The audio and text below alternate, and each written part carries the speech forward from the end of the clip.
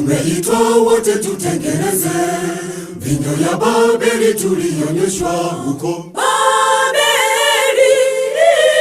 Baada ya Asiria kuvamiwa na mafundisho ya kipagani, njoni tujifunze pamoja, njoni tuyachunguze maandiko, njoni tuhubiri neno la Mungu. Njoni tujifunze pamoja, njoni tuyachunguze maandiko, njoni tuhubiri neno la Mungu. Mungu atafuta mashujaa watakaosema dhambi za Babeli wasimame, kama Yeremia alisimamia neno. Wachungaji wa leo ni vibaraka, wapakwa mafuta wa Shetani, wameacha ukweli, wafundisha mapokeo toka Roma. Mungu atafuta mashujaa watakaosema dhambi za Babeli wasimame, kama Yeremia alisimamia neno. Wachungaji wa leo ni vibaraka, wapakwa mafuta wa Shetani, wameacha ukweli, wafundisha mapokeo toka Roma.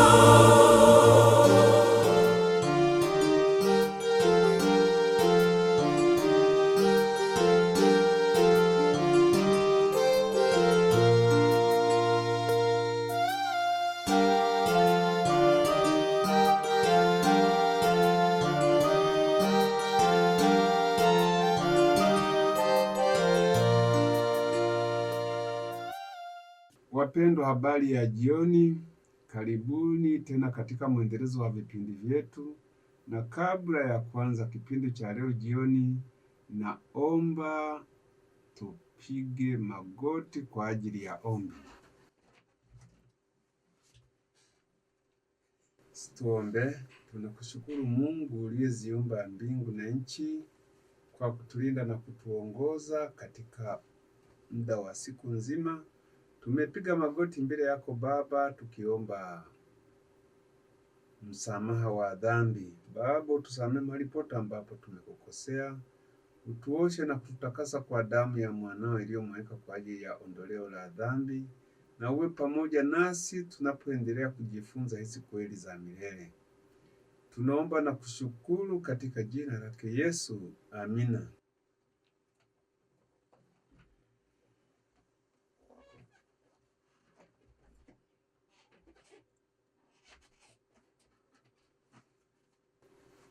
Somo la 542 lenye kichwa kinachosema upendo mkuu wa Mungu na agano la milele.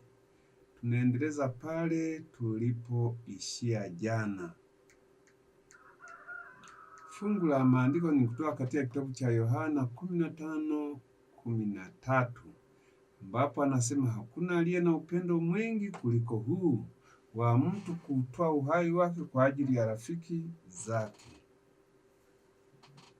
Kabla ya kuanza somo la leo, naomba tena niendelee kutoa angalizo kwamba jamani, tunaishi kipindi cha mwisho. Maovu yataongezeka na kuna watu waliochagua kufurahia dunia hii huku wamevaa vazi la dini. Kwa hiyo nawasihi na kuambia kwamba usije ukawa unameja katika abominations. Leo amefanya hivi, president amefanya hivi, president sijui papa amefanya hivi. Wako hivyo na wako kazini, wamechagua fungu hilo. We meja katika kitu kimoja muhimu: kushinda dhambi, kupokea uzima wa milele. Yaani hapo ukisha weza kumeja katika hicho, tayari utapita ukiwa mshindi. Tunaendelea na tulipoishia jana. Wakati tunapokusudia kweli kweli kuzaliwa mara ya pili, tunakufa kwa utu wa zamani na tunafufuka kwa utu mpya unaoshiriki asili ya kimungu ya Kristo, iliyo yote na nguvu katika kushinda uovu au dhambi zilizomo ulimwenguni kwa njia ya tamaa. Kuamini au kufundisha kitu kingine zaidi ni makufuru ya juu zaidi dhidi ya Roho Mtakatifu na hujumuisha dhambi isiyosameheka ikiwa imani hii inakazaniwa. Mnanisikia hapo jamani? Kumeja katika kutaja dhambi za SDA wamefanya haya, Papa amefanya hivi, yani anasema kwamba ni kumkufuru Roho Mtakatifu. Kwa sababu gani? Wanayoyatenda hayo na wewe unaweza ukayatenda. Hebu tuangalie jambo moja muhimu, jinsi ya kushinda dhambi. Ni namna gani ujumbe wa Eliya hugeuza mioyo ya watu kupendana wao kwa wao na pia Mungu. Namba moja, hufanya hivyo kwa kuonesha jinsi tabia ya Mungu ilivyokashifiwa na kuwakilishwa visivyo na Shetani na wakala wake. Nasikia jamani? Namba mbili, hufanya hivyo kwa kudhihirisha tabia ya Mungu ya upendo kwa kutupatia mwanaye wa pekee ili kutusamehe dhambi zetu na kutushurutisha sisi juu ya chuki ya dhambi ili tuwe tayari hata kufa kuliko kutenda dhambi dhidi ya Mungu. Nabii wa Mungu alikuwa tayari kufa kuliko hata kutenda dhambi. Yaani ile chuki ambayo Yesu alikuwa nayo kwa dhambi iwe sehemu yetu. Kutaja madhambi ya watu. SDA sio wamefanya haya. Usijua na LGBT. Sawa. Lakini isije ikawa ndiyo meja yetu. Sisi tuweze kumeja katika kitu kimoja, kushinda dhambi, kupokea uzima wa Kristo. Namba tatu, hufanya hivyo kwa kufundisha kiwango kilichopangwa cha kafara kilichohusishwa kwa kuzaliwa katika sura nyingine ndani yake na chenyewe ambacho ni mauti ya musia. Anasema giza liliondoka kutoka kwa Mwokozi na kutoka msalabani. Kristo aliinamisha kichwa chake na kukata roho. Kwa kuzaliwa kwake katika sura nyingine au incarnation, alikuwa amefikia kiwango kilichopangwa kama kafara, lakini sio kama mkombozi. Manuscript Releases Volume 12 kurasa 409. Ili awe mkombozi lazima aende njia yote mpaka msalabani. Kwa hiyo kuna ya kule mbinguni, incarnation sacrifice, kujishusha na kuingia katika level ya binadamu. Afu kuna ya msalabani ambapo ni mauti, na kafara hizi zote mbili zinaenda pamoja. Moja ikikosekana nyingine haikamiliki. Yani regeneration and redemption, uhuisho na ukombozi, vyote vinaenda pamoja. Hasa Shetani kwa kulivuvia kanisa la Katoliki wameutuingiza sisi katika mtego wa kuangalia msalaba baada ya kuangalia nini? Baada ya kuangalia kwamba inatakiwa vile vile tuangalie huko mbinguni kule kujishusha. Alipojishusha aliachia kitu gani? Hapo ndipo alipotupa uzima wake, na huo uzima ndio unaotuumba. Msalaba tu bila uzima wa Kristo huwezi kwenda mbinguni. Anasema kuzaliwa katika sura nyingine kwa Kristo lilikuwa tendo la kujitoa kafara nafsi. Maisha yake yalikuwa ni ya kujinyima daima. Utukufu wa juu zaidi wa upendo wa Mungu kwa mwanadamu ulidhihirishwa katika kafara ya mwanawe wa pekee, ambaye alikuwa ni sura yake halisi ya nafsi yake. Hili ni fumbo kuu la utauwa. Ni fursa na jukumu la kila anayedai kuwa mfuasi wa Kristo kuwa na fikra za Kristo. Bila kujikana nafsi na kubeba msalaba, hatuwezi kuwa mitume wake. Selected Messages Volume 2 kurasa 185. Namba 4, Ukristo uliozoeleka haufundishi kuwa Kristo milele ni mwanadamu. Wanadhani kwamba aliporudi tuko mbinguni amepokea utukufu wote. Kwa hiyo ni namna gani unaweza kufundisha utukufu wa juu zaidi wa upendo wa Mungu kama ulivyodhihirishwa katika kafara ya kuzaliwa katika sura nyingine milele, ambapo Kristo anabaki kuwa kuhani wa kibinadamu milele? Yaani tuangalie Waebrania 7:24 anaposema kwamba Kristo kama mwanadamu na kuhani mkuu milele. Anasema bali yeye, yani mtu huyu, kwa kuwa akaa milele, anao ukuhani wake usioondoka. Kwa pamoja jamani. Namba 5, Eliya anakuja kufundisha kweli hizi za mwisho muhimu ambazo lazima zimguse mtu juu ya upendo usio na mfano wa Mungu na mwanawe Kristo Yesu. Naposema Eliya yuaja, niliwaambia kwamba Eliya hakukamilisha agano lake pale Karmeli, anakuja kulikamilisha. Anakujaje? Kwa njia ya Roho. Na analifanyaje? Anasema hizi kweli za milele kuhusu kafara ambayo Kristo aliifanya, lazima aje kuifundisha. Tuko pamoja jamani? Namba 6, Kristo alipaa mbinguni akibeba ubinadamu uliotakaswa mtakatifu. Alichukua huu binadamu pamoja naye katika nyua za mbinguni, na daima katika zama za milele ataubeba kama mmoja aliyemkomboa kila mwanadamu katika mji wa Mungu. Review and Herald, Machi 9, 1995, ACDA Bible Commentary Volume 7, ukurasa 488, aya ya kwanza. Namba 7, katika kushuka ili kuchukua juu yake mwenyewe ubinadamu, Kristo alidhihirisha tabia kinyume na ile ya Shetani. Kwa maisha yake na mauti yake, Kristo amepata hata zaidi kurejesha kutoka katika uharibifu uliofanywa kupitia dhambi. Lilikuwa ni kusudi la Shetani kuleta utengo wa milele baina ya Mungu na mwanadamu, lakini katika Kristo tunakuwa tumeunganishwa kwa karibu zaidi na Mungu kuliko kama tungekuwa hatujaanguka. Kwa kuchukua asili yetu, Mwokozi amejifunga mwenyewe kwa jamii ya wanadamu kwa kamba ambayo haiwezi kukatika. Katika zama za umilele ameunganishwa pamoja nasi. Kwa maana jinsi hii Mungu aliupenda ulimwengu hata akamtoa mwanawe pekee. Yohana 3:16.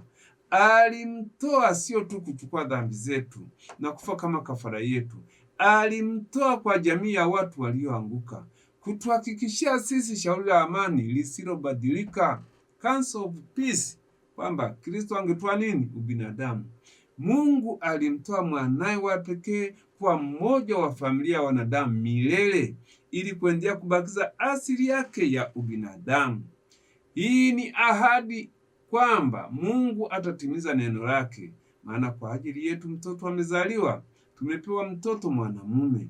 Mungu ametoa asili ya mwanadamu na kuipanga katika nafsi ya mwana wake, na ameichukua hiyo hiyo katika mbingu za juu kabisa.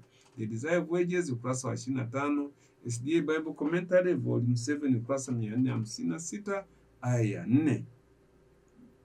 Hufanya hivyo kwa kufundisha juu ya upendo usio na mfano wa Kristo, kwa kutoa juu yake ubinadamu wetu milele kama malipo kwa adhabu ya dhambi zetu, ambayo ni mauti ya milele. Kumbuka, dhambi mshahara wake ni mauti ya milele, lakini Kristo alikufa mauti ya milele kwa ajili yetu. Yaani usije ukadanganyika kwamba baada ya kazi yake hapa duniani anarudia utukufu wake. Hapana, ameupoteza huo uzima wa milele, amekufa milele kwa huo, ametupatia sisi Roho wake Mtakatifu. Lilikuwa ni tendo la kuzaliwa katika sura nyingine, agano la Musia, tendo la kujivua mwenyewe kutoka katika asili yake ya kimungu milele. Hiyo hujumuisha mwendelezo wa mauti ya milele ya Musia, yanayolipa mshahara wa mauti ya milele, kwani wakati ambapo Musia wa agano la milele anaishi, agano au makubaliano halina nguvu. Na Paulo anatuambia hivyo katika Waebrania 9:16 na 17 kwamba maana agano la urithi lilipo, lazima iwepo mauti yake aliyelifanya. Kwa maana agano la urithi lina nguvu palipotokea kufa kwa mtu, kwa kuwa halina nguvu kabisa akiwa yu hai yeye aliyelifanya. Ingie namba 9. Hufanya hivyo kwa kumshurutisha mwanadamu kuwa dhambi ni uovu mkuu kiasi kwamba ilikuwa lazima kwa mwana wa Mungu kumwaga sifa zake za kiasili zote milele. Nasikia jamani? Eti alipaa kaenda akarudia utukufu wake, nasema sifa zake za kiasili, omnipotent, omniscient, omnipresent, zote amezimwaga milele. Mungu hafi, ameturithisha sisi. Ndiyo maana mwili mpya. Kristo ni kichwa, sisi ni viungo vyake. Kwa hiyo tuko pale kwenye bahari ya kioo. Kwa nini? Sisi ndio Kristo mpya, yeye ni kichwa, sisi ni viungo. Amewekeza uzima wake ndani ya watakatifu wake ili kulipa adhabu ya dhambi ya mwanadamu ambayo ni mauti ya milele. Yaani alikufa milele akatupatia uzima wake ili kulipa. Kama Yesu alikuwa radhi kutoa kafara kama hiyo isiyo na mfano kwa ajili yako, wewe uko tayari kutoa kafara gani ya hiari kwake? Kufanya hivyo kwa kutushurutisha kwamba kama hatutatubu na kununua kwake dhahabu iliyojaribiwa kwa moto, tutatapikwa kutoka kinywani mwake. Ufunuo 3:14 hadi 19. Hufanya hivyo kwa kutushurutisha kwamba ufafanuzi wa dhambi ni uasi wa sheria ya Mungu, uasi dhidi ya tabia yake ya upendo, na kwamba maelekezo ya kutubu na kununua kwake dhahabu iliyojaribiwa katika moto humaanisha kutubia dhambi, na kwamba kama sheria igongomelewa msalabani, basi hakuna ufafanuzi wa dhambi na watu wote wangeokolewa kama kusinge kuwepo na sheria ikiwaonya juu ya dhambi na toba kwa dhambi. Nisikia hapo jamani? Mchungaji J. Wilfred Johnson alitoa mafundisho mazuri juu ya agano la milele na upendo wa Mungu, lakini Mungu amenipatia zaidi vidokezo vya nyongeza katika ujumbe wa Elia kwa watu wake. Kadri ninavyojua, Bwana Johnson hakushughulikia mistari ya Musia ya Waebrania 9:16 na 17.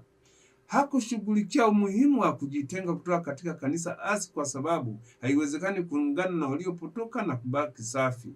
Yaani, haiwezekani kwako kuungana na wale waliopotoka na kisha ubaki safi.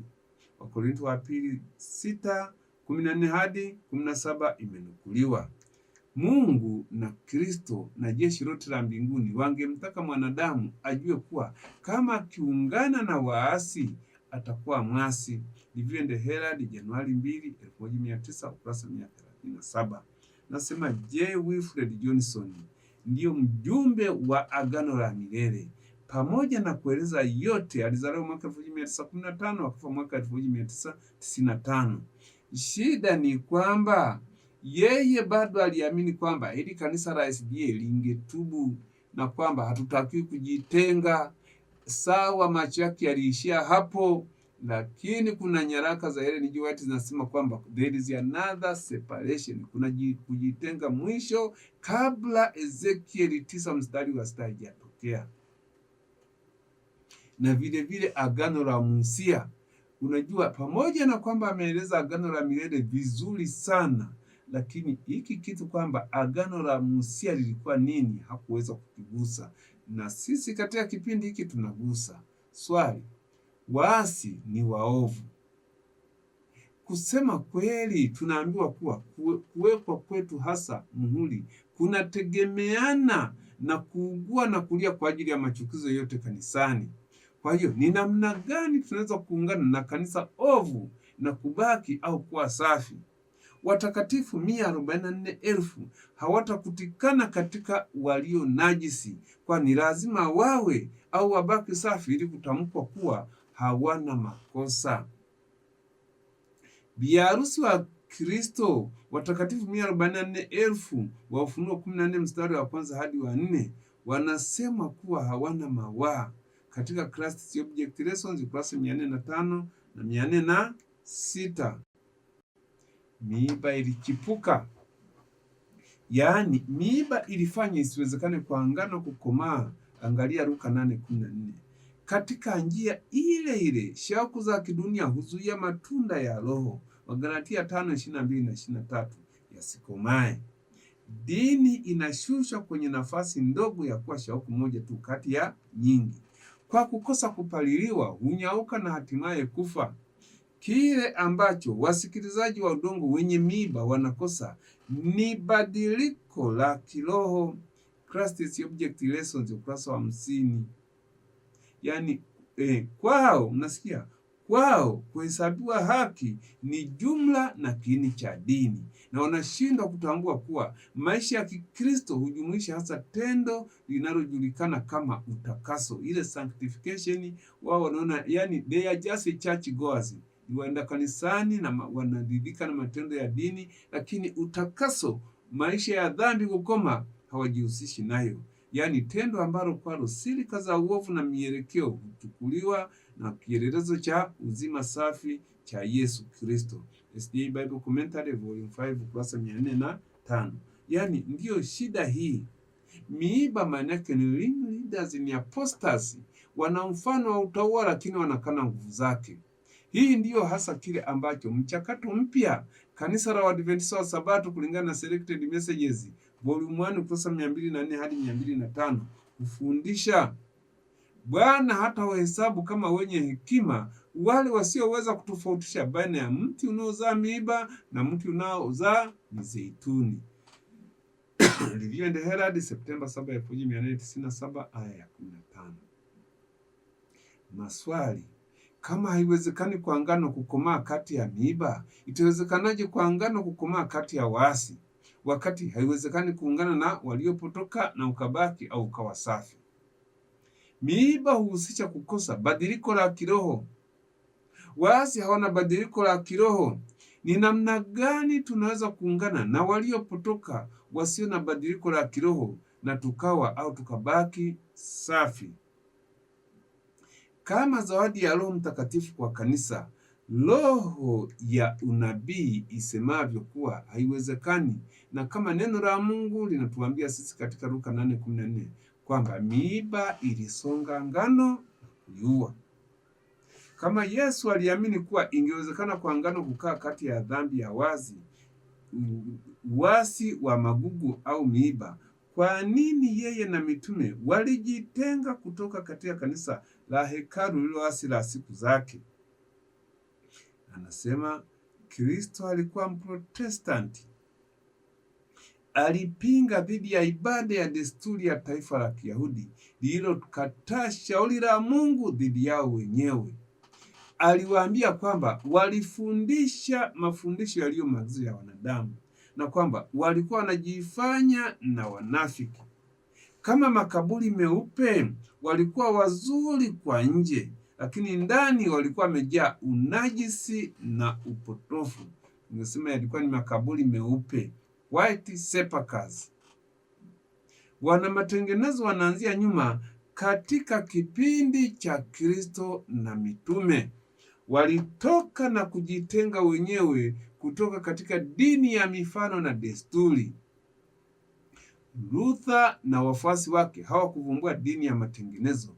Waliikubali kirahisi tu kama ilivyoletwa na Kristo na mitume wake. Biblia inaletwa kwetu kama kiongozi kinachojitosheleza, lakini papa na wafanyakazi wake huiondoa kutoka kwa watu kana kwamba ni laana, kwa sababu inafichua kujifanya kwao na kukemea ufisadi wao au uchafu wao. Review and Herald, Juni 1, 1886, aya 14. Dini mfano wa utauwa. Mfano wa utauwa ni kuitia jina la Yesu wakati unadumu katika dhambi. Wakati kanisa shirika linapojihusisha katika uasi na haliuondoi na kuutoa katika dhambi, waaminifu inabidi waondoke au wawajibike kishirika. Kama huwezi kuwafuta ushirika kwa dhambi zao, toka saa 6 za mchana. Hii ndiyo sababu Kristo na mitume wake waliondoka. Hii ndiyo maana Paulo aliondoka. Hii ndiyo maana Waprotestanti waliondoka Rumi. Hii ndiyo maana Waadventista walijitenga na makanisa mengine mwaka 1844 wakati aliposhindwa kustahimili nuru. Yaani nuru wanapoikataa, hawataki kuifuata, na kweli hawezi kuivumilia. kama huwezi kuwaongoa au kuwabatiza, hama saa 6 za mchana, na hiki ndicho tunachokifanya katika masaa haya tuliyo nayo. Paulo aliwaacha, akaingia ndani ya sinagogi, akanena kwa ushujaa kwa muda wa miezi 3, akihojiana na watu na kuwavuta katika mambo ya ufalme wa Mungu. Lakini wengine walikaidi, wakakataa kuamini, wakiitukana ile njia mbele ya mkutano. Basi akaondoka, akawaacha, akawatenga wanafunzi, akahojiana na watu kila siku katika darasa ya mtu mmoja, jina lake Tirano. Matendo 19 mstari wa 8 na wa 9. Akihofia kwamba imani ya waumini ingehatarishwa kwa kuendelea kuchangamana pamoja na hawa wapinzani wa ukweli, Paulo alijitenga kutoka kwao na kuwakusanya wafuasi katika kundi la pekee. Acts of the Apostles ukurasa 285 hadi 86. Tuko pamoja jamani? Yaani, kama huwezi kuwafuta ushirika, kama huwezi kuwadhibiti, na huwezi kuwadhibiti kwa sababu wameasi, na ile lijio wake aliyeongea na Mungu anaeleza kwamba mchakato huu utazidi kuasi mpaka Yesu atakaposhuka kutoka mbinguni. Kama umeshindwa, toka nje, just withdraw. You cannot join those evil doers and still survive. Jitenge saa 6 za mchana, huwezi kuandamana na watu waovu.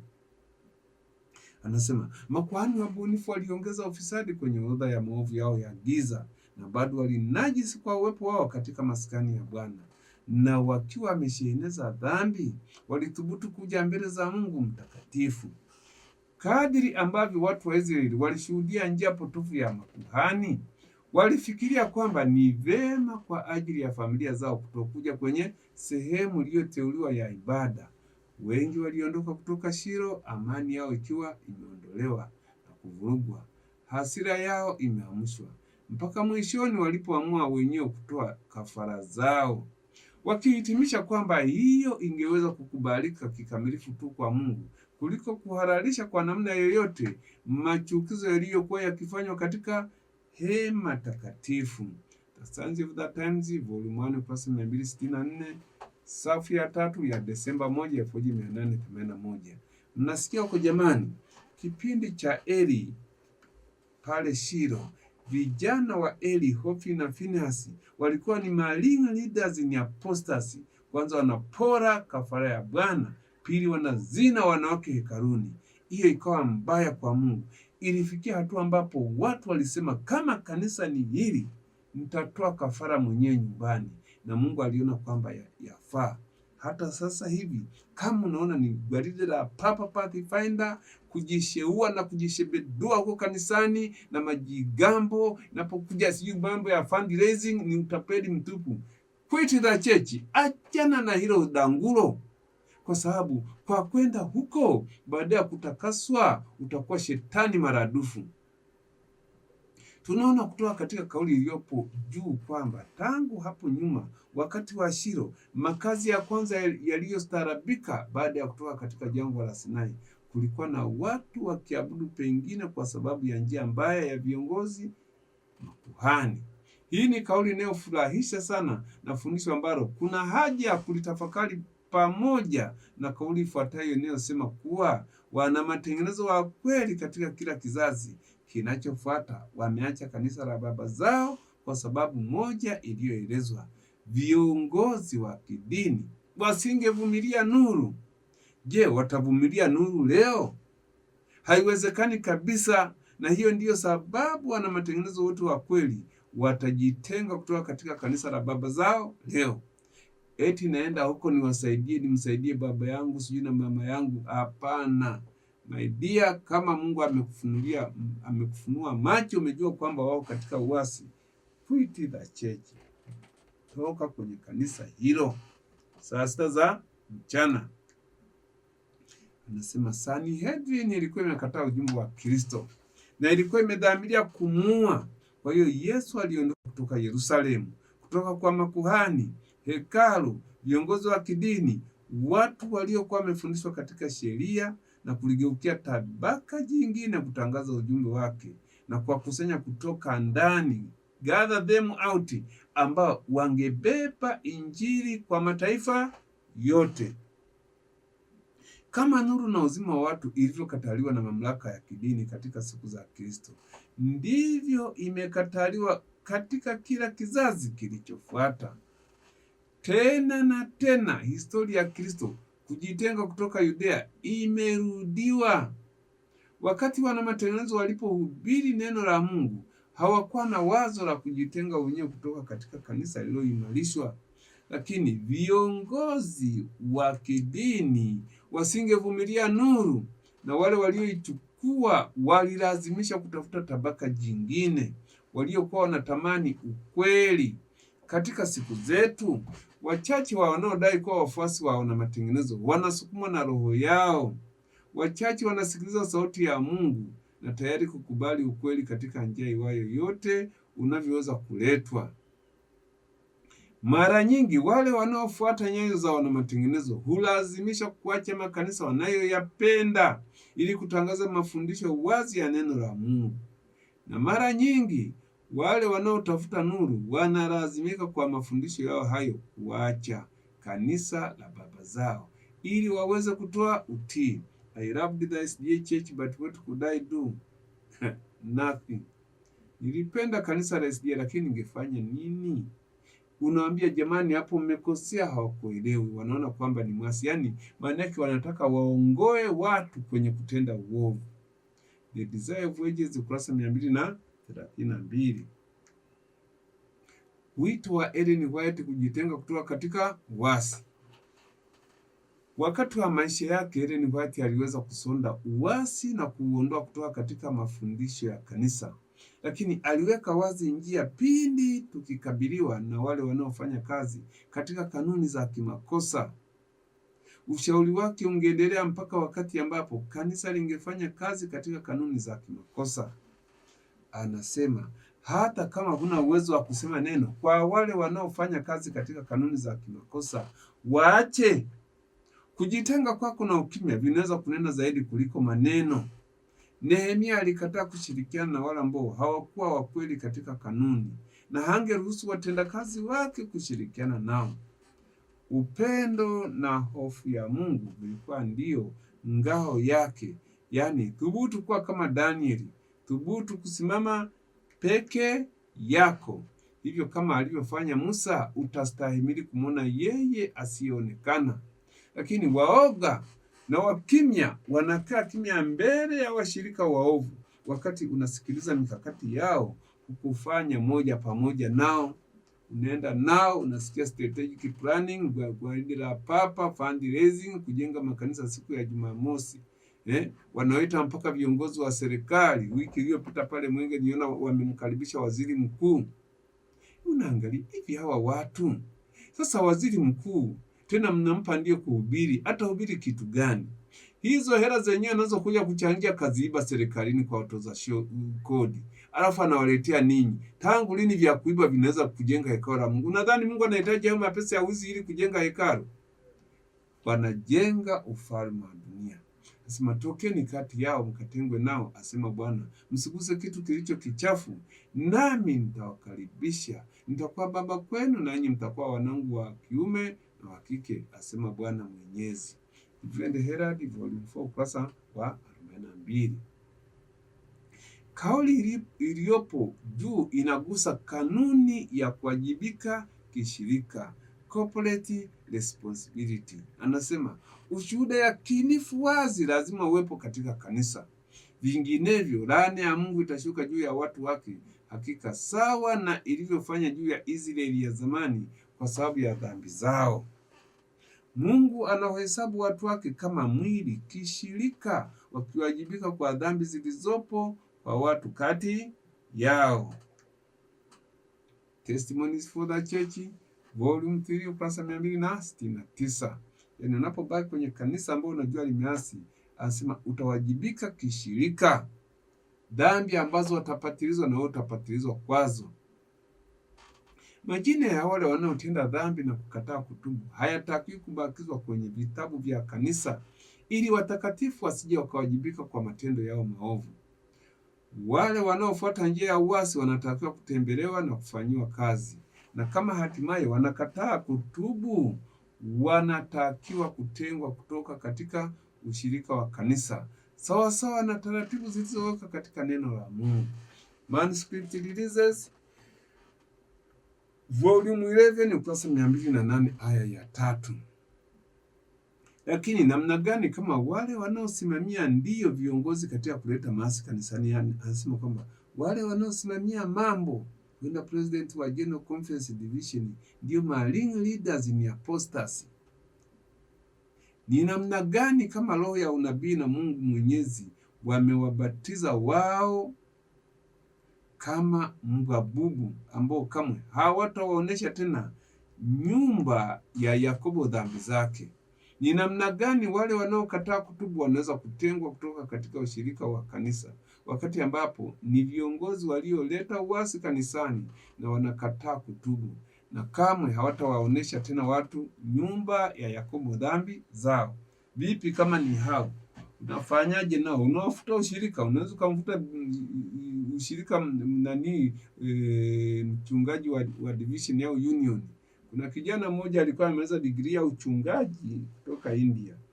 Akasema lazima huyu mtu anavunja sabato nimfute ushirika. Alimfuta ushirika, alishia na kupata stress na kaishia kufa. Hapa tunaona kwamba kanisa, yani patakatifu pa Bwana, palikuwa pa kwanza kuonja au kuhisi pigo la hasira ya Mungu. Wazee wa siku au viongozi wale ambao Mungu alikuwa amewapatia nuru kubwa na ambao walikuwa wamesimama kama wadhamini wa mambo matakatifu ya watu, walikuwa wamesaliti dhamana zao. Dhamana zao ni nini? Kwanza neno la Mungu, pili zaka na sadaka. Neno la Mungu wakaliacha, wakaweka mafundisho ya Babeli ya Katoliki. Haya, namba 2, zaka na sadaka. Baada ya kuzitumia kwa kutegemeza kazi, wanaenda kucheza kamari.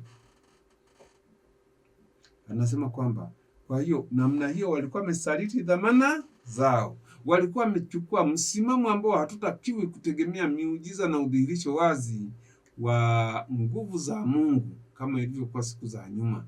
Nyakati zimebadilika. Maneno haya yanawatia nguvu katika kutoamini kwao, na wao husema Bwana hatatenda mema wala hatatenda mabaya. Ni mwenye rehema sana kuwapatiliza watu wake kwa hukumu. Hivyo amani, amani ndiyo kilio cha watu ambao hawatapata kama kuinua sauti zao kama tarumbeta, ili kuonesha watu wa Mungu kosa lao na nyumba ya Yakobo dhambi zao. Mbwa hawa bubu wasiobweka walikuwa ni wa kwanza kupokea kisasi cha Mungu aliyekosewa. Wanaume, wanawake na watoto wadogo wote wanaangamia pamoja. Testimonies for the Church Volume 5 kurasa 211. Kwa rehema Bwana aliwapatia viongozi wa kanisa wakati tangu katikati ya miaka 1950 na kuendelea ili kutubu. Ni nini kilichotokea katikati ya miaka 1950? Viongozi walianza kufundisha makosa juu ya asili ya ubinadamu wa Kristo, au walianza kufundisha nini? Kristo wa Roma, upatanisho wa patakatifu na hukumu ya upelelezi, yani walivitupilia mbali, ambayo ndio mafundisho yaliyo msingi wa imani yetu. Kisha mwaka 1980 viongozi waliingiza kiubabe kanisani fundisho la Utatu Mtakatifu kwenye mkutano mkuu wa Baraza Ulimwenguni. Ukweli juu ya asili ya ubinadamu wa Kristo na uungu, kweli marafiki, zinazomaanisha kila kitu kwetu. Mafundisho hayo hutufundisha sisi juu ya kafara ya juu sana, njema na zawadi ambayo mbingu zinaweza kutoa, zawadi ya Roho Mtakatifu kupitia kafara ya kuzaliwa katika sura nyingine ya mwana wa Mungu Yesu Kristo. Hapa anasema hivi, Kristo alitamka kwamba baada ya kupaa kwake angetuma kwa kanisa lake kama zawadi ya juu kabisa mfariji au msaidizi ambaye angechukua nafasi yake. Mfariji huyu ni Roho Mtakatifu, yani nafsi ya uzima wake, hitaji kuu la kanisa lake, nuru na uzima wa ulimwengu. Kwa njia ya Roho wake Kristo hutuma mvuto wa kupatanishwa na nguvu ambayo huondoa dhambi. Katika zawadi ya Roho, Yesu alitoa kwa mwanadamu kitu kizuri sana ambacho mbingu zingepata kutoa. Sio jamani? Roho alitolewa kama wakala naye huisha, regenerating agent. Na bila huyu kafara ya Kristo msalabani isingekuwa na maana yoyote. Ni kwa njia ya Roho ndipo moyo unafanya kuwa safi. Kupitia Roho muumini huwa mshirika wa asili ya uungu. Kristo ametoa Roho wake kama nguvu ya uungu kushinda tabia za kurithi na mazoea ya uovu na kuweka tabia yake mwenyewe kwa kanisa. Biblia The Herald, Mei 19, 1904, ukurasa wa 42. Nasikia jamani, katikati ya miaka 1950 viongozi wa SDA walikubaliana, viongozi wanaogusa rohoni wa evangelicals, kuwa Yesu hakuja katika asili yetu ya dhambi. Kupokea kosa hili baya ni kwamba Yesu hakuwa kielelezo kwetu na hatuwezi kushinda kama alivyoshinda. Yaani viongozi waliokuwa wamekataa ujumbe wa haki kwa imani ndio walipokea ujumbe huu wa kishetani na kuusimago, ukaufanyia biashara ya magendo na kuleta kanisani. Viongozi walifundisha kwamba Yesu hakutoa asili ya Adamu kabla au baada ya kuanguka. Kama Yesu hakutoa asili yetu ya kuanguka ya dhambi ya Adamu baada ya kuanguka, asingekuwa kielelezo kwetu. Nisikia jamani? Kwa wazi nimeeleza kuwa Ellen White hufundisha kwamba Ezekieli 9 inaanza katika kanisa la Mungu, yaani patakatifu pake, kulingana na Testimonies for the Church volume 5 kurasa 211. Na kwa nini hukumu ianzie katika patakatifu? Ni kwa sababu patakatifu wamekuwa waovu kuliko hata Babeli, na Yesu aliulia nini? Yerusalemu, sio Babeli. Nimefundisha kwamba kama wabaya wanaacha kanisa wakati wa mpepeto, sawa na ambavyo kanisa kwa makosa nimefundisha tangu kifo cha Ellen White, kwa nini Ezekieli 9 ianze pale? Nimedhihirisha kutoka katika Ezekieli 22:17 hadi 31 kwamba katika uasi wa Israeli ambao Ellen White alirejelea kama kivuli kibainishi cha siku za mwisho, kulingana na Great Controversy ukurasa wa 25, wabaya walikusanywa katikati ya Yerusalemu kwa ajili ya kuchomwa na kuyeyushwa. Katika kivuli kibainishi hicho, Kristo na mitume wake walijitenga kama alivyofanya Paulo na wafuasi wake. Kipindi chetu hiki usidhani kwamba kuna tofauti. Waovu watazidi kubaki kanisani, werevu wenye hekima ndio watakimbia. Mitume walianzisha makanisa ya nyumbani. Kwa nini? Kwa sababu haiwezekani kuungana na waliopotoka na kubaki au kuwa safi. Kwa sababu haiwezekani kuangana kukomaa kati ya miiba ambayo ni waasi wa wazi wanaokataa badiliko la tabia. Yaani ring leaders ni apostasy, ndio viongozi hao. Sasa kama huwezi kuwaongoa, unadhani unaweza ukabaki katika kanisa hilo na ukabaki mzima? Sio rahisi. Sharti ni moja, maprogramu yao yote yanaelezea kwenye ushetani kama Pathfinder, si sikukuu ya Sabato ya kina mama, si Sabato, yani Sabato baada ya kuwa Sabato ya Bwana zilishageuzwa majina. Sasa usidhani kwamba kwa kuhudhuria hapo eti ndio utaweza kuwa kwenda mbinguni. Hapana, utapotea tu. Nasema Bwana Johnson kama hakujitenga na kanisa. Alidokeza katika barua yake kwamba alikuwa anakwenda kujaribu njia nyingine. Yaani haya ndiyo makosa hata walioitwa na Mungu, kudhani kwamba naweza nikabuni njia ambayo itanisaidia kulisaidia hili kanisa. Mimi kwa akili zangu ndogo nikadhani kwamba nikisoma degree ya Bachelor of Theology, Masters of Arts in Religion, Masters of Divinity, Doctor of Theology, nitakuja nikiongewa nasema amina. Lakini sivyo ilivyokuwa. Yaani pamoja na kusoma, kama watu ni waovu, hata uambie namna gani hawatakusikia.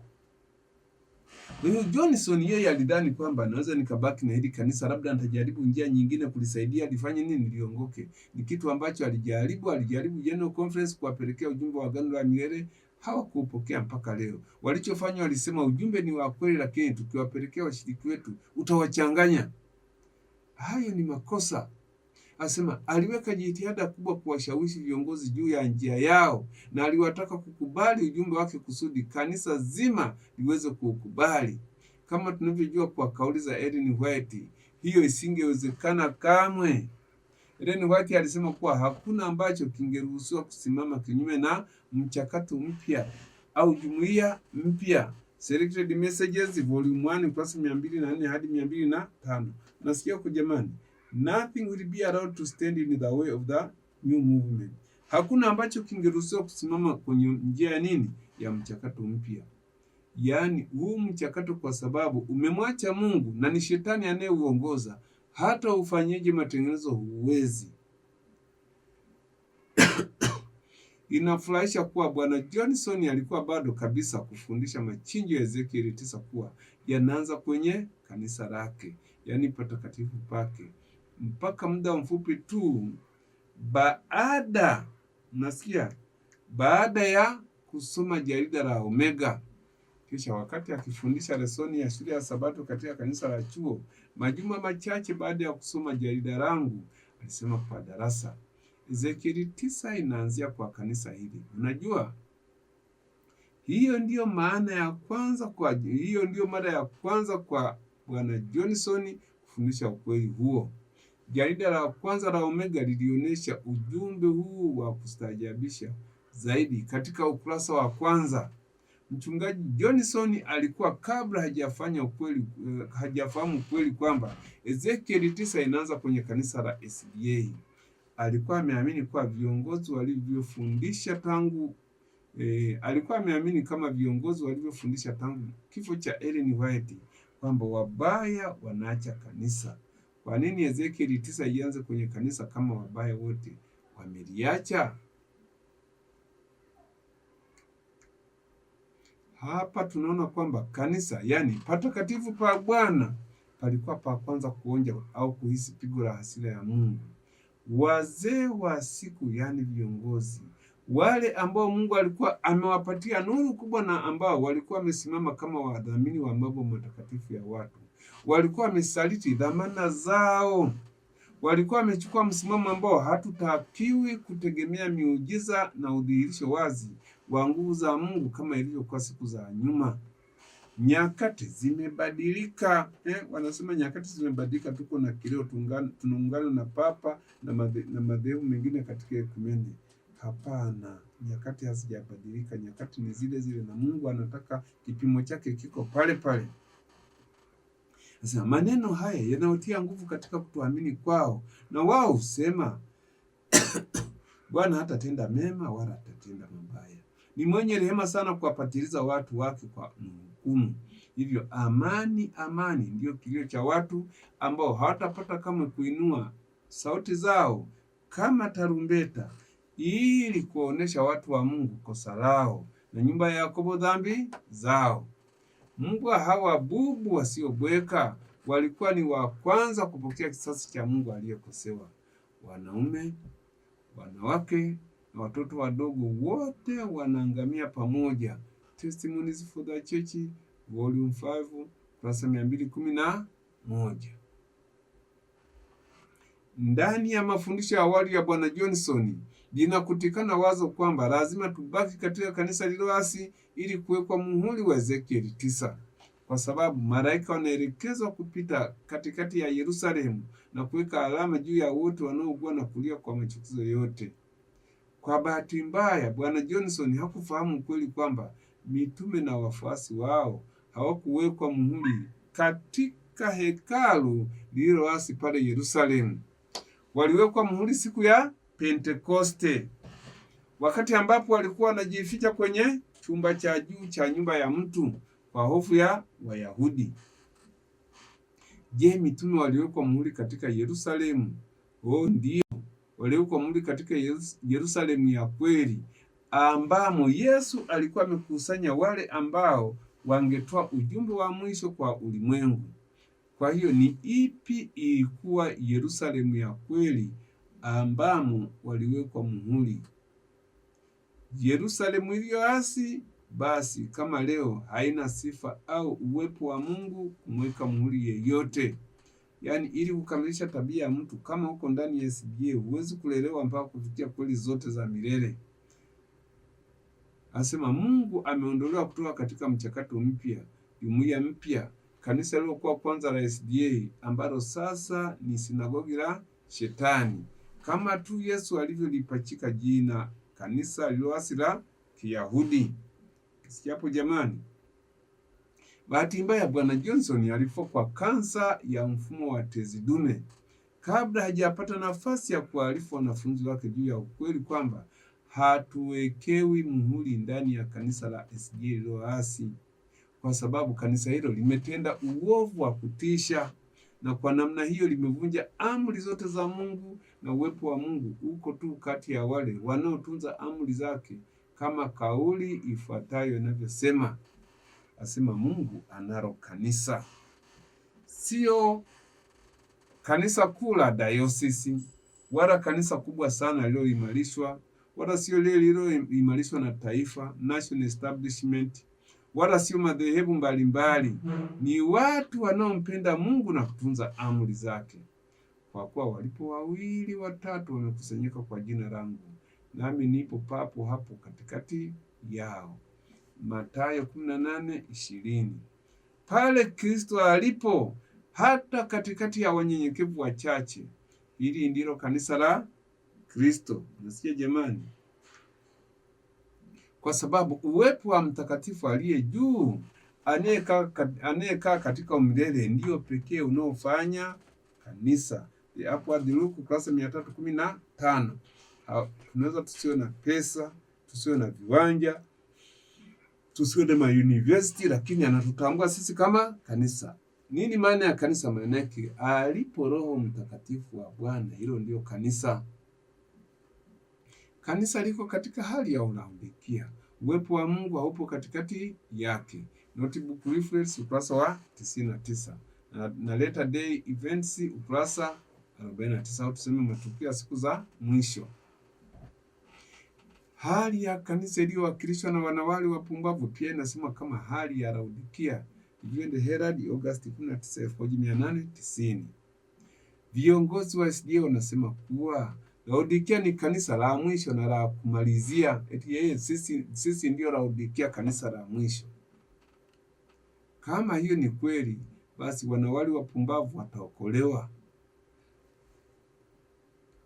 Biblia yangu husema kwa wanawali wapumbavu wanakutwa hawana mafuta au Roho Mtakatifu na wanapotea. Kwa hiyo lazima uchague kati ya Biblia, nabii kwa kanisa na viongozi mbabubu ambao Mungu anawafafanua kuwa hivyo katika Isaya 56 mstari wa 10 hadi wa 12, na anasema mara 3 zote. Sema mpaka mwisho wa wakati uwepo wa Roho unatakiwa kukaa na kanisa la kweli. Acts of the Apostles ukurasa wa 55 mpaka mwisho.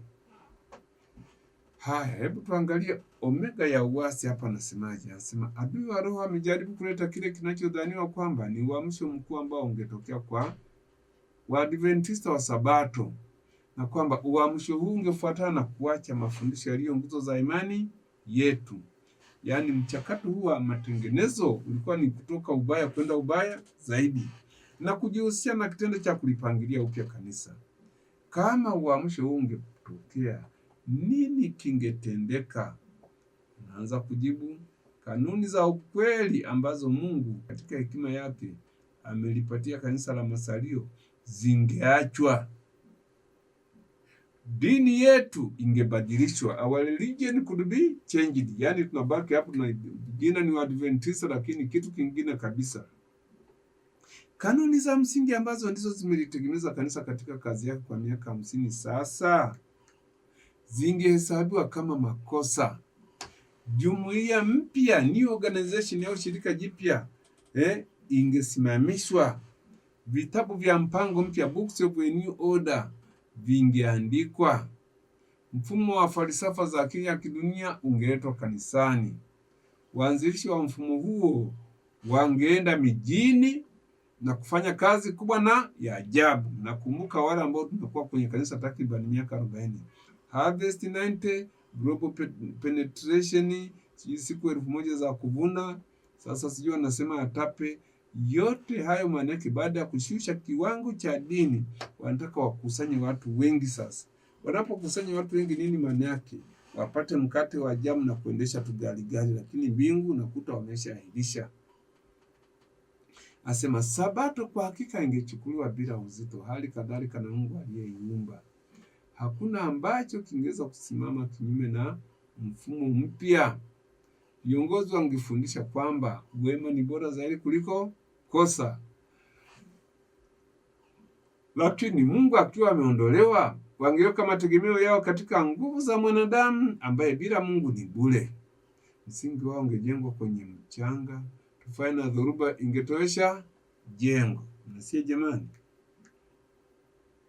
Nani ana mamlaka ya kuanzisha mfumo mpya kama huo? Tunazo Biblia zetu, tunao uzoefu wa maisha uliojaribiwa kwa utendakazi wa Roho Mtakatifu.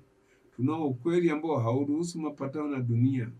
Je, hatutakataa kila kisichoendana na ukweli? Selected Messages Volume 1 kurasa 204 hadi 205. Nguzo za imani yetu ambazo zimetupiliwa mbali na kanisa zinahusu asili ya ubinadamu wa Kristo na msingi mkuu wa Ukristo, ukweli juu ya uungu. Baadhi ya Wasabato ni wale wa maoni binafsi ya wanawali wapumbavu, kwamba nguzo hizi zilizo nyayo sio za muhimu sana, eti uungu sio kitu cha muhimu. Na hata kwenye kujadili nasema achana na kujishughulisha na mambo ya uungu, kwani lazima ujue uungu ndio uende mbinguni. Asema hiyo ni kama kusema kwamba kafara isiyo na mfano ya Kristo iliyofanywa ili kutupatia asili yake ya kimungu sio ya muhimu mkubwa. Wote kama hao ni wanawali wapumbavu ambao hawataokolewa mpaka wameamua kugeuka kabisa uso na kutubu kwa ujinga wao wa kipumbavu. Ufunuo 2:9 anasema, naijua dhiki yako na umaskini wako, lakini utajiri. Najua na matukano ya hao wasemao ya kuwa ni Wayahudi, nao sio, bali ni sinagogi la Shetani. Nasikia jamani? Hiyo ni Ufunuo 2:9. Na Ufunuo 3:9 anasema hivi, tazama nakupa walio wa sinagogi la Shetani, wasemao kwamba ni Wayahudi nao sio, bali wasema uongo. Tazama nitawafanya waje kusujudu mbele ya miguu yako na kujua ya kuwa nimekupenda. Ufunuo 3:9. Ninyi ni wa baba yenu Ibilisi, na tamaa za baba yenu ndizo mpendazo kuzitenda. Yeye alikuwa muuaji tangu mwanzo, wala hakusimama katika kweli, kwa kuwa hamna hiyo kweli ndani yake. Asemapo uongo husema yaliyo yake mwenyewe, kwa sababu yeye ni mwongo na baba wa huo. Yohana 8:44. Nasikia jamani? Yaani nachokukazia ni kwamba stay away from the nominal Adventism. Wale watu ambao wamejikinai. Ni uwezo gani au mamlaka aliyokuwa ndani ya kanisa la Kiyahudi kumwekea muhuri yeyote? Kanisa la Kiyahudi lisingeweza kumwekea nini? Muhuri. Walikuwa na mamlaka, lakini baadaye wakayakataa. Hata kanisa la SDA haliwezi kumkamilisha mtu katika kumfundisha, katika mafundisho yake kumfundisha aache dhambi. Waaminifu wote walikuwa wamekusanywa nje ya jumuiya iliyoasi ya Kiyahudi, na hii ilianza na mitume kama kazi ya kwanza ya huduma ya Kristo. Yaani anasema Sanhedrin ilikuwa imekataa ujumbe wa Kristo na ilikuwa imedhamiria kumuua. Kwa hiyo Yesu aliondoka kutoka Yerusalemu, kutoka kwa makuhani, hekalu, viongozi wa kidini, watu waliokuwa wamefundishwa katika sheria, na kuligeukia tabaka jingine kutangaza ujumbe wake na kuwakusanya ndani yake wale ambao wangebeba Injili kwa mataifa yote. Yaani yeye aliona kwamba ili kulitakasa ili hekalu la Kiyahudi ambalo limeasi, hapana. Alichofanya ni gather them out, wakusanye kutoka. Akaanza na mitume, na mitume baada ya yeye kupaa waliendelea na kukusanya watu katika makanisa ya nyumbani. Kwa nini makanisa ya nyumbani na sio kule Yerusalemu? Ostracism, walikuwa wamewanyanyapaa. Yaani ukisema Jesus is Lord, Yesu ni Bwana, unatafuta wakuangamize. Sema kama nuru na uzima wa watu ulivyokataliwa na mamlaka ya kidini katika siku za Kristo, ndivyo imekataliwa katika kila kizazi kilichofuata. Tena na tena historia ya Kristo kujitenga kutoka Yudea imerudiwa. Wakati wana matengenezo walipohubiri neno la Mungu, hawakuwa na wazo la kujitenga wenyewe kutoka katika kanisa lililoimarishwa, lakini viongozi wa kidini wasingevumilia nuru, na wale walioichukua walilazimishwa kutafuta tabaka nyingine, waliokuwa wanatamani ukweli. Katika siku zetu, wachache wanaodai kuwa wafuasi wa wana matengenezo wanasukumwa na roho yao. Wachache wanasikiliza sauti ya Mungu na tayari kukubali ukweli katika njia iwayo yote unavyoweza kuletwa. Mara nyingi wale wanaofuata nyayo za wana matengenezo hulazimishwa kuacha makanisa wanayoyapenda ili kutangaza mafundisho wazi ya neno la Mungu. Na mara nyingi wale wanaotafuta nuru wanalazimika kwa mafundisho hayo hayo kuacha kanisa la baba zao ili waweze kutoa utii. Isaya Voyages ukurasa 232. Yaani, ili niweze kutii, kwa mfano, niwe huru, wanakuandikia barua kwamba huruhusiwi hata kutoa mchango kwenye lesoni, huruhusiwi kuongea kanisani, huruhusiwi kwenda kwenye makundi. Hii sasa mbona ni zaidi ya Babeli? Mbona mnanifanya kuwa mtumwa? Nikasema no, I want to be free. Na tangu nitoke huko nimefurahia uhuru. Kwa sababu gani? Sio eti niandae hubiri eti likapitiwe na nani na sijui ni mkubwa gani wa General Conference. Hapana. Ni namna gani mitume wangewekwa muhuri ndani ya Yerusalemu iliyoasi wakati walipotengwa kutoka nje na Yesu? Ni namna gani wafuasi wao wamewekwa muhuri ndani ya Yerusalemu iliyoasi wakati walipowatenga kutoka nje Wakristo waaminifu wote katika makanisa ya nyumbani? Yaani hayo makanisa ya nyumbani. Sawa, tuangalie maandiko juu ya makanisa ya nyumbani. Tunaanza na Matendo 16:32. Hii ndio ilikuwa formula, na ndio formula. Kanisa la Efeso, makanisa ya nyumbani. Kanisa la Philadelphia au kanisa la mwisho kabisa, lazima kutenga waaminifu katika makanisa ya nyumbani. Maana kanisa mama, kanisa la SDA limesha kuasi, limesha kuwa dangulo, halifundishi ukweli wowote, ni kujisheua na kujiinua tu. Matendo 16:32 nasema wakamwambia neno la Bwana yeye na watu wote waliomo nyumbani mwake. Matendo 16:34 akawaleta juu nyumbani kwake, akawaandalia chakula, akafurahi sana yeye na nyumba yake yote, maana amekwisha kumwamini Mungu. Matendo 16:40 anasema hivi, nao wakatoka gerezani wakaingia nyumbani mwa Lydia, na walipokwisha kuonana na ndugu wakawafariji, wakaenda zao.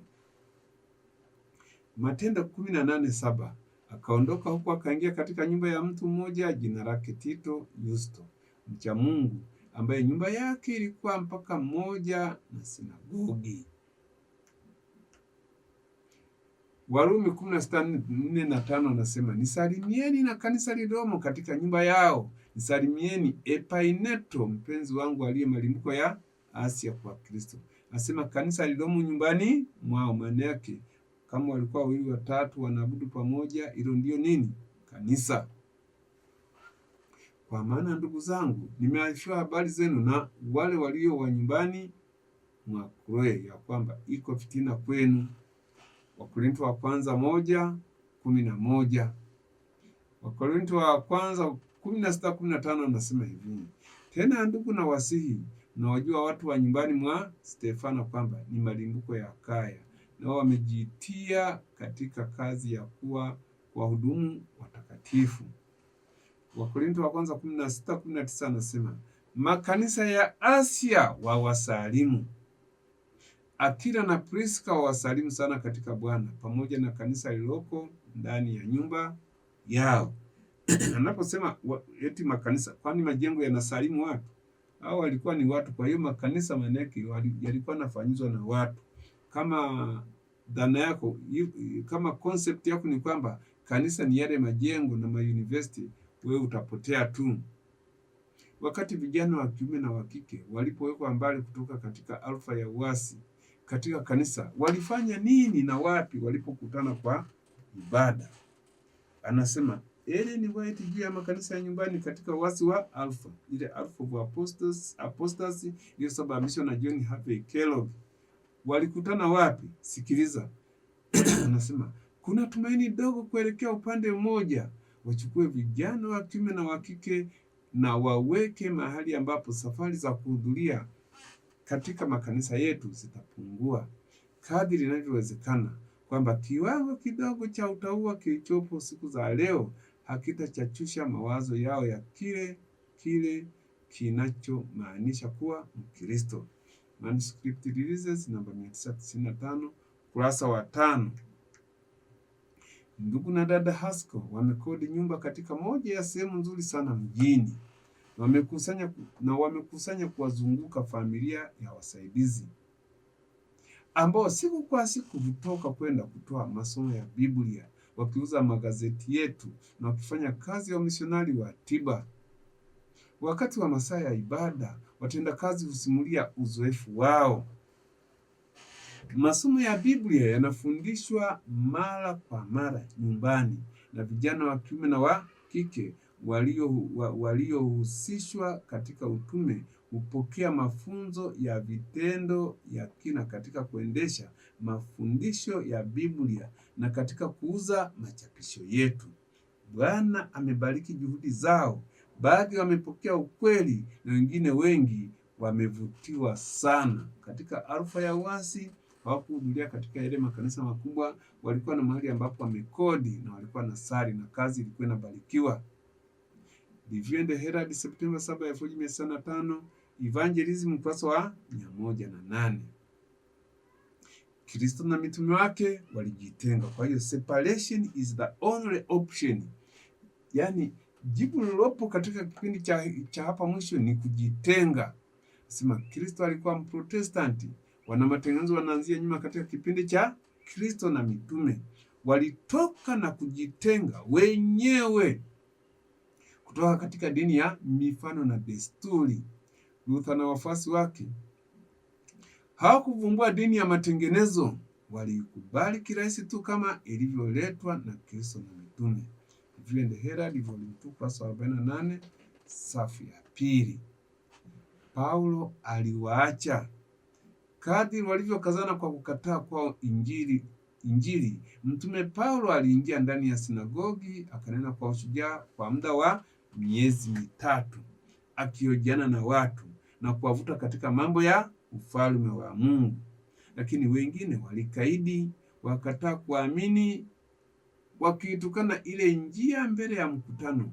Basi akaondoka, akawaacha, akawatenga wanafunzi, akahojiana na watu kila siku katika darasa ya mtu mmoja jina lake Tirano. Matendo 19 mstari wa 4 na 9. Yaani alichokifanya alipoona Wayahudi ni wakaidi, wale waliokubali akawatenga ili waendelee kuwa chachu kwa rafiki zao na ndugu zao. Hakuna kwenda pamoja. Anasema akihofia kwamba imani ya waumini ingehatarishwa kwa kuendelea kuchangamana pamoja na hawa wapinzani wa ukweli, Paulo alijitenga kutoka kwao na kuwakusanya wafuasi katika kundi la pekee. Acts of the Apostles ukurasa wa 285 hadi 286. Ni namna gani wote au baadhi ya walioko juu waliwekwa muhuri ndani ya Yerusalemu iliyoasi, wakati ilipoitwa sinagogi la Shetani na lilikuwa la baba yao Ibilisi? Je, ni Ibilisi aliyewaweka muhuri waaminifu wa Ezekieli 9? Hasha. Katika Ezekieli 9 aliyewaweka muhuri ni Kristo mwenyewe. Huwezi kukomaa ukiwa kwenye hiyo mifumo ya kishetani ambayo imemwacha Mungu na kanisa linaongozwa na nani? Na Shetani. Tutaendelea kesho na sehemu ya 4 unako majaliwa. Hitimisho. Katikati ya vilio vinavyochanganya utapelekwa ushuhuda maalum, ujumbe maalum wa ukweli unaofaa kwa wakati huu, ujumbe ambao unatakiwa kupokelewa, kuaminiwa na kufanyiwa kazi. SDA Bible Commentary Volume 7 ukurasa 984. Kama hujui ujumbe huo ni nini, ni namna gani tunaweza kuwa na sehemu katika kutoa na kuweza kuutambua wakati unapokuja? Shetani amepanga hali ya mambo ambapo utangazaji wa ujumbe wa malaika watatu utafungwa tu. Tunatakiwa kuwa na tahadhari na mipango yake na taratibu. Hakutakiwi kuwepo na kuondoa ukweli wala kufunika ujumbe kwa wakati huu. Ujumbe wa malaika watatu lazima utiwe nguvu na kuthibitishwa. Sura ya 18 ya Ufunuo inafunua umuhimu wa kuleta ukweli bila kuwa katika viwango vilivyopimwa, lakini kwa ujasiri na nguvu. Kumekuwepo na kupapasa katika kuhubiri ujumbe wa malaika watatu. Ujumbe haujatolewa kwa wazi na kwa pekee kama ulivyotakiwa kuwa umetolewa. Evangelism ukurasa wa 230. Kazi yetu sasa ni kuamsha watu. Shetani pamoja na malaika zake wote ameshuka chini na nguvu kuu kufanya kazi kwa kila udanganyifu unaowezekana kupingana na kazi ya Mungu. Bwana ana ujumbe kwa ajili ya watu wake. Ujumbe huu utapelekwa, watu waukubali au kuukataa. Kama ilivyokuwa siku za Kristo, kutakuwepo njama za hali ya juu za mamlaka za giza, lakini ujumbe hautakiwi kufunikwa kwa maneno laini au hotuba za staha ziliazo amani wakati hakuna amani, kwa wale wanaogeuka mbali kutoka kwa Mungu. Signs of the Times Volume 3 ukurasa 441 ya Desemba 23, 1897. Kusimama katika kutetea ukweli na haki wakati wengi wanatuacha. Kupigana vita vya Bwana wakati mashujaa ni wachache. Huu ndio utakuwa mtihani wetu. Testimonies for the Church Volume 5 ukurasa 136. Hata sasa mashujaa ni wachache. Nasikia hata sasa mashujaa ni wachache. Anasema kwamba unaposema kwamba mashujaa ni wachache, maana yake utaona wengi wanarukaruka tu, lakini hawako serious na mambo ya kiroho. Hebu karibu hapa, kuna vitabu juu ya mwamba huu, kufunguka kwa siri ya kanisa la Mungu. Kanisa la Mungu ni hayo majengo limejengwa mwambani. Ni mwamba upi? Babeli, Katoliki, shilingi 6,000. Badiliko la kupokea utatu kwa Waadventista. Utatu mtakatifu ni Katoliki. Mnapopokea utatu mtakatifu, ninyi ni Wakatoliki. Na kama mnafanya matengenezo, shati mtoke kwenye Ukatoliki. Ukatoliki ni utatu mtakatifu na chachu zake. 5,000. Na iwe nuru, historia ya Biblia ya kutengana, shilingi 6,000. Neno alifanyika mwili, Mungu Roho Mtakatifu na gharama kubwa ya wokovu wetu, 8,000. Sambamba na hiki kuna vitabu vingine viwili, Mbingu Zilishuka Chini, sehemu ya kwanza na ya pili. Sehemu ya kwanza, kafara ya kuzaliwa katika sura nyingine. Sehemu ya pili, uungu, shilingi 21,000. Na sambamba na hicho kuna Agano la Milele sehemu ya kwanza na ya pili. Na vile vile kuna ujumbe wa Elia. Haya masomo ambayo nimekuwa ninayaleta, huu ni ujumbe wa Elia juu ya kafara ya Kristo. Jamani, ni ujumbe wa Elia kwamba lazima kuirejesha sheria katika sehemu yake. Ziko volume 3 kurasa 700, shilingi 21 kila moja. Omega ya wasi wa kuogofya kwa Waadventista wa Sabato, shilingi 16,000. Shirika la kanisa la Mungu, nyumba iliyojengwa mwambani. Pambano kuu kati ya mema na mabaya, Ellen G. White, kitabu cha Uinjilisti, shilingi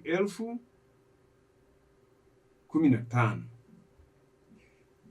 Naomba tena, nasisitiza, hebu tuweze kumeja, let us measure in the sacrifice of Christ, jinsi ya kushinda dhambi, kafara ya Kristo na jinsi ya kushinda dhambi.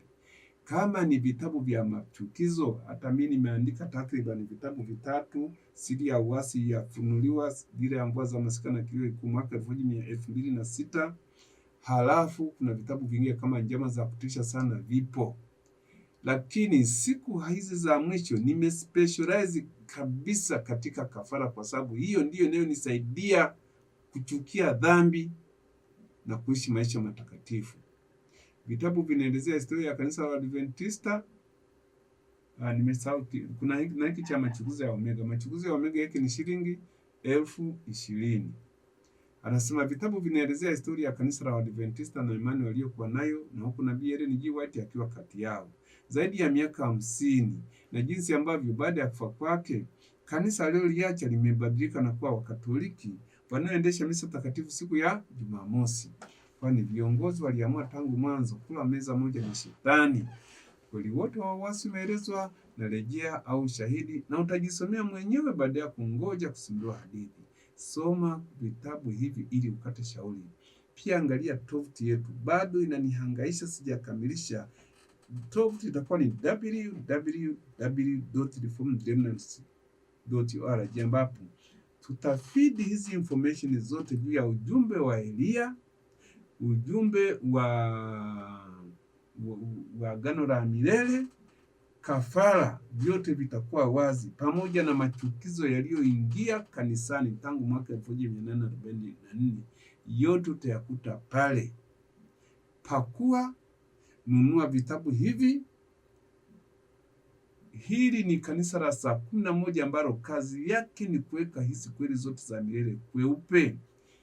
Kwa hiyo nenda kapakue ili upate ushahidi wa kutosha kuhusu kanisa la SDA lilivyokengeuka, maana ndio walikuwa wabeba nuru, na jinsi ya kupokea mvua za masika na kutoa kilio kikuu cha malaika wa Ufunuo 18.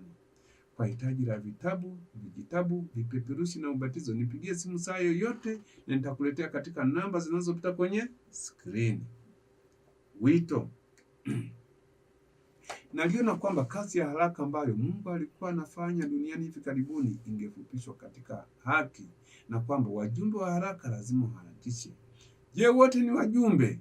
Hasha, hasha. Wajumbe wa Mungu wana ujumbe.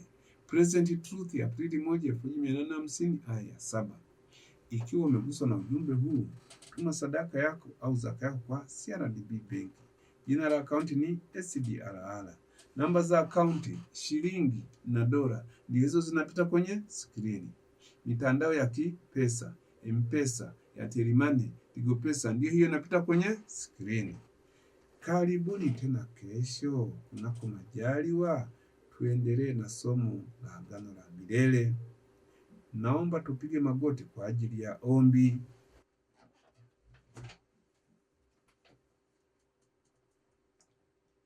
Mungu uliyeziumba mbingu na nchi, Mungu wa wote wenye mwili, tunakushukuru kwa wema wako, kwa kutulinda na kutuongoza tangu tulipoanza somo mpaka kumaliza. Tunaomba ukazidi kutulinda na kutupa afya njema. Kweli hizi za milele hebu zikaweze kutubadilisha, hasa tunapojifunza juu ya Agano la Milele, nafasi tuliopewa na Kristo mara ya pili, kama tutachagua uzima. Katika jina lake Yesu tunaomba. Amina.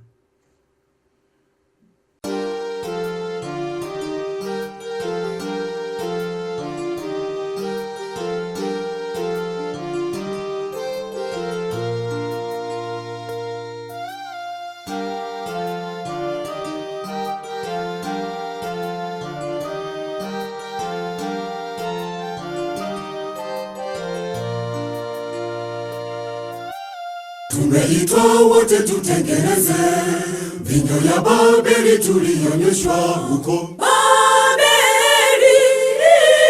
Baada ya SDA kuvamiwa na mafundisho ya kipagani, njoni tujifunze pamoja, njoni tuyachunguze maandiko, njoni tuhubiri neno la Mungu, njoni tujifunze tujifunze pamoja, njoni tuyachunguze maandiko, njoni tuhubiri neno la Mungu. Mungu watafuta mashujaa hodari watakaosema dhambi za Babeli wasimame, kama Yeremia alisimamia neno.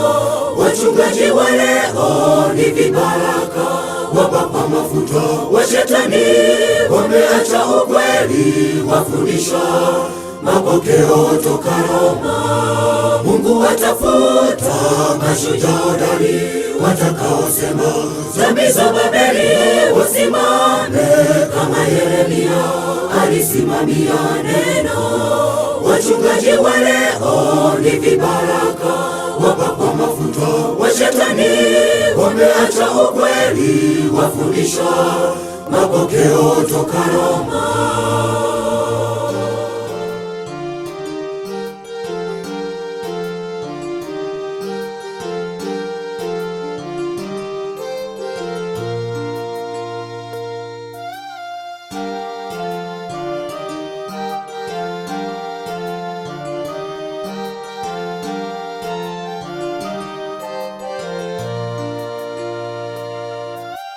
Kipi ulichokimbia Roma? Kipi unachofundisha leo? Ndugu, mafundisho idara, bima na msalaba, kanuni eiwa ina lesoni. Sio agizo la Yesu, sio agizo la mitume, bali agizo la upapa.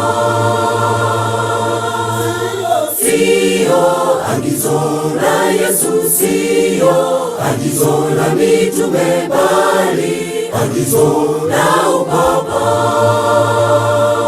Mungu watafuta mashujaa hodari watakaosema dhambi za Babeli wasimame, kama Yeremia alisimamia neno. Wachungaji wa leo ni vibaraka, wapakwa mafuta wa Shetani, wameacha ukweli, wafundisha mapokeo toka Roma. Mungu watafuta mashujaa hodari watakaosema dhambi za Babeli wasimame, kama Yeremia alisimamia neno.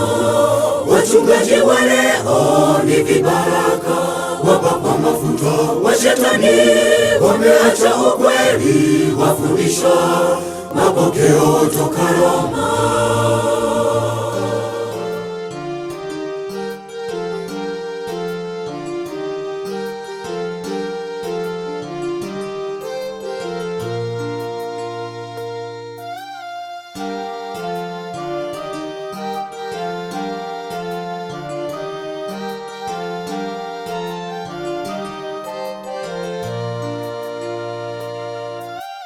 Ninyi wana ya matengenezo, ni kuinua nuru iliyokanyagwa na kutoa maonyo juu ya makanisa yaliyoacha ukweli na kuungana na ulimwengu.